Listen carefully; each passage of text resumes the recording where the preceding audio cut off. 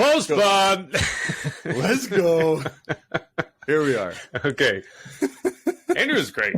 I love, it's funny. Like we talk about marketing a lot, but marketing often forgets about the customer. And she's right. Like how often we go and sit and talk to customers? We don't. Let's be honest. We don't. It's crazy. It's making me rethink like objectives and priorities for next year, for sure. Just even that alone, like go see more customers quarterly. Yeah, like it's not once a year. Like you have to make sure that you're spending enough time in the market. Actually, Sandeep was saying the same thing, if you remember, right? Yeah, and he was saying that then they just hire us to go do that for them because there's no C-level suite that's going to go down and going to talk to the customer. And maybe they don't have to, but your leadership should at the very least. And I think this is like, have we complicated the discipline ourselves? Like listening to Andrea, this isn't difficult. This isn't complicated. No. If you genuinely want to be consumer centric. And I think where I struggle with this is like, why do we,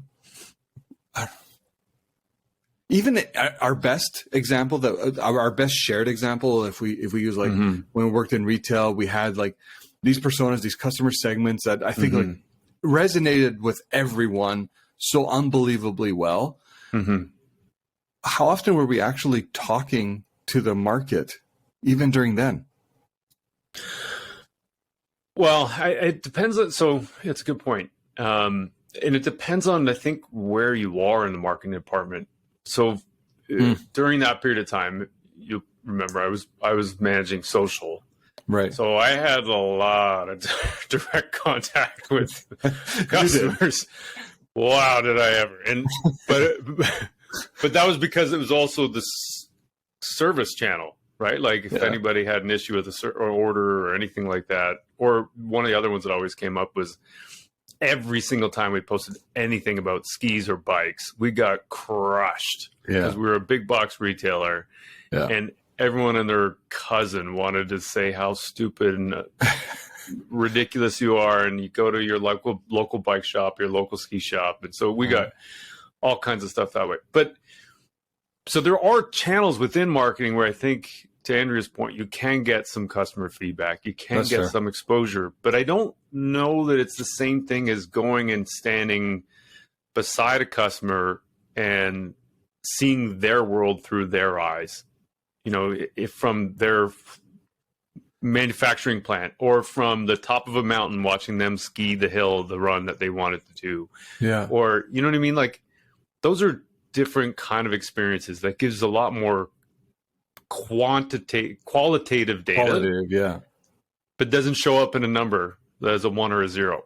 Well, here's the thing. Like when we think back to that time, like double-digit comp growth year over year, like the perception was obviously like, we found that niche, we found the market, like we had the right targeting strategy, et cetera, and the business metrics supported that theory.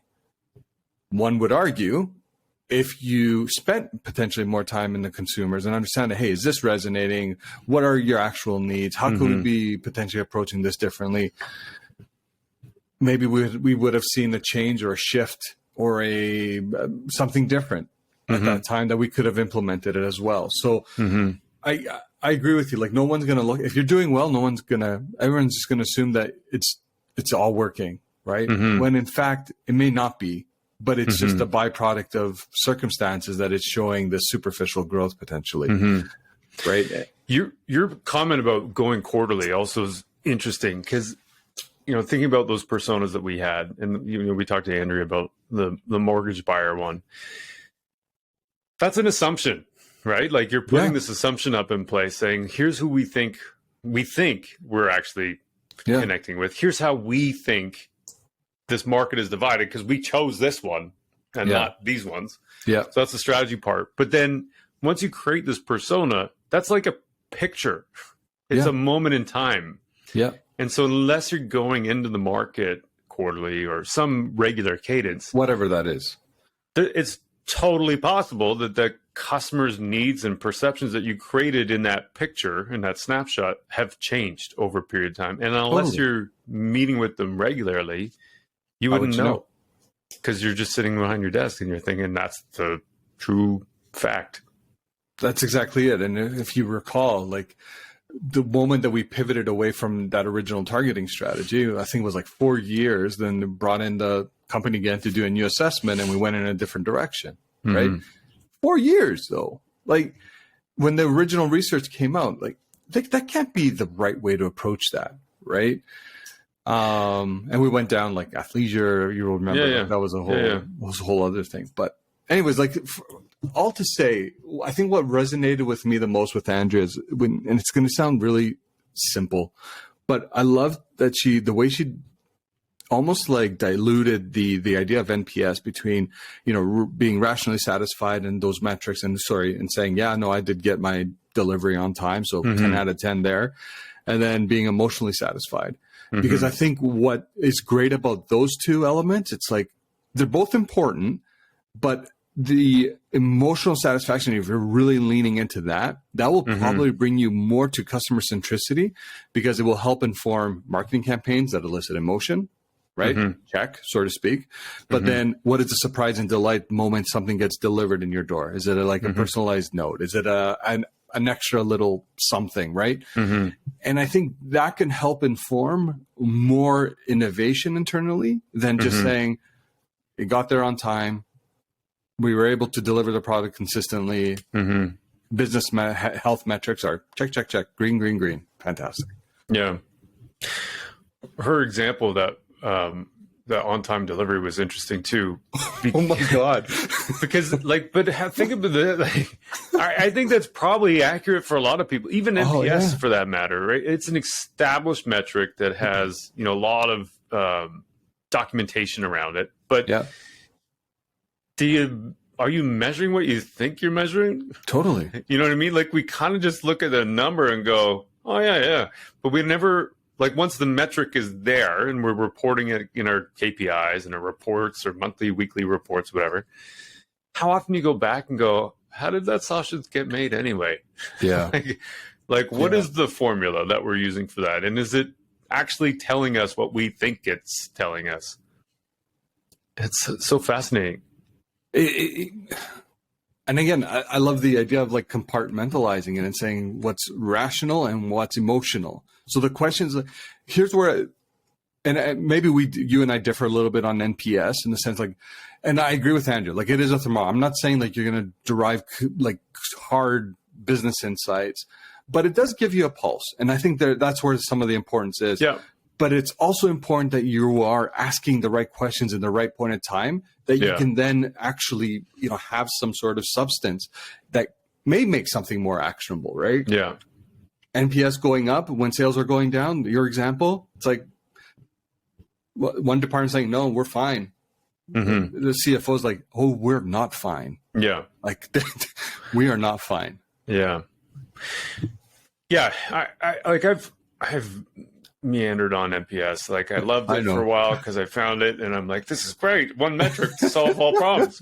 And then I started looking into it. I'm like, this is dumb. Like, why are we like one metric that's not solving any of our problems? And I think where I'm landing on it now is that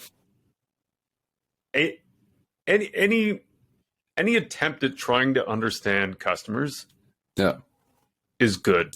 Yes. Right. And so it doesn't necessarily mean that all metrics are great. And there's probably not one metric for all things. Well, it is. It's called sales. Well, technically. Herman would say profit. Sorry, profit. Yes, that's right. Yeah. Profit. But it's you know what I mean? Like, I think there are the attempt at trying to understand leads probably to more questions. And if you're doing that through NPS, then so be it. And, and it shouldn't just be that NPS is the be all end all. It should be like an entry point to understand more around what's going on. Whether the question, will you recommend us to somebody, score 0 through 10, is accurate for like the moment that you're asking the person. Yeah. I don't know if that's the right way to do it, but it's a way to do it, and it at least gets you started down that path. I could see something like NPS structured potentially a more robust way, and then using something like the 3 Ws for iterative change to help influence iterative change. I could see how those two things could work together in some capacities. Like, hey, let's get back in the room. Yeah, we noticed this. Yes, and like how do we start? Let's start reaching out to our customers again. What are we hearing? Let's get our ear to the ground. Right. And if it forces you to do that, I think that is your first like big aha moment, saying, okay, no, I am now approaching this customer centricity model where I'm taking into consideration, because I've built a process, I built a framework to measure potentially like like how we are doing, but then how we're actioning that, maybe something like through the 3 Ws or whatever anyone decides. But I see how they can coexist. Oh, I do too. Yeah, I totally do. And it kind of comes back to that analogy we were talking about before, where even with Andrea, there's different kinds of knowledge. So about a customer, for a customer, and from a customer. And you probably need different tools in your toolbox to, not every single tool is going to be great. Just like NPS, it asks a very specific question. There's also like a customer satisfaction score, which asks a different question. How satisfied are you? Not are you willing to recommend us. There's another one, a customer reference score. How hard was it for you to do this thing you were trying to do? Like, each of those are specific questions that, taken literally, people are going to respond like, well, it was really hard for me to do this. Or, no, I'm not willing to recommend you to a friend because I don't have a friend to recommend you. Like, you know what I mean? I don't know if like, unless you're particularly putting the context of the question, or you're understanding the context of the question, you might not be getting the answers back that you think you are. Right. And then it's skewing your idea of like, what does success actually look like, or what is it looking like? Right. Right. Right. I don't have friends to send this to, so no. It's funny, but I don't know about you, but like we've been going about this like for about a year, right? Yeah. And like, first of all, I have to acknowledge this. Like, this has been one heck of a year. Absolutely loved all our guests. But one thing is, I think like if I were to draw like a red thread or tie everything together, it's like you have to know and understand who your core target audience is. That's like number one. Right. And you can hear that like even in, well, how do you do that strategically? Like through Roger Martin, like thinking about like all the different frameworks that we've talked to all our guests this year. The other thing to that then is like generally define a strategy. Yeah. Like between your target audience and your strategy, that will essentially be the foundational elements for you to really be successful in your pursuit in any organization or product or service. And Andrea really doubled down on that because it's not complicated, but you have to be very, very, I don't know, maybe prescriptive is not the right word, but you have to be very driven to say, no, this core audience of mine is this, and this is what I know about them. And really be detailed in that. And this is how I want to target them. Really be detailed on that. Because I think it's easy for us to say men, women, 50-50, 18-55. Go. Yeah, I agree. And I keep thinking about this. I don't know how to say this exactly, but to me, it's like this dance almost, right? Where you've got a partner, and that's let's call it the market.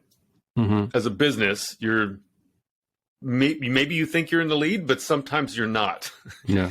And so unless you're like keeping in step with your partner, I don't know if this makes sense, but the dance kind of falls apart. It looks terrible.